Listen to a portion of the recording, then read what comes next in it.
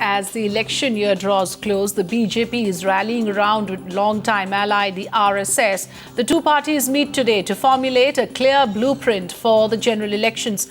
With Modi's remarks of the past months garnering controversy and BJP patriarch Advani rumoured to skip the meeting, will the focus now be on reconciliation?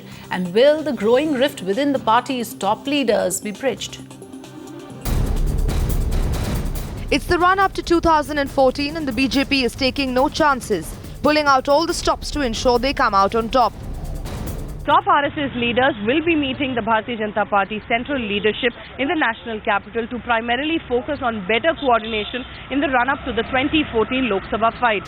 Sources say the mission for 2014 is clear.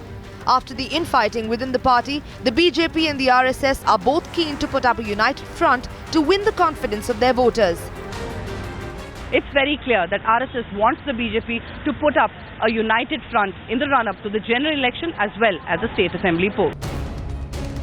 While that may be the case, sources also adding that party patriarch L.K. Advani will not be present, but will be attended by Narendra Modi, Sushma, Rajnath Singh, Arun Jaitley and key RSS leaders like Bhaiyaji Joshi and Suresh Soni.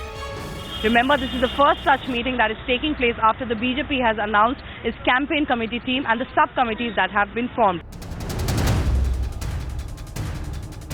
The meeting is also slated to essentially understand if Narendra Modi's controversial comments in the past couple of weeks have had a positive or negative impact. A brainstorming session for 2014 definitely on the cards for this meeting. But more importantly, a reconciliation of the opposition within the party's senior leaders is what will be the moot point. With Tavleen in New Delhi, Sanja Chauhan, Times Now.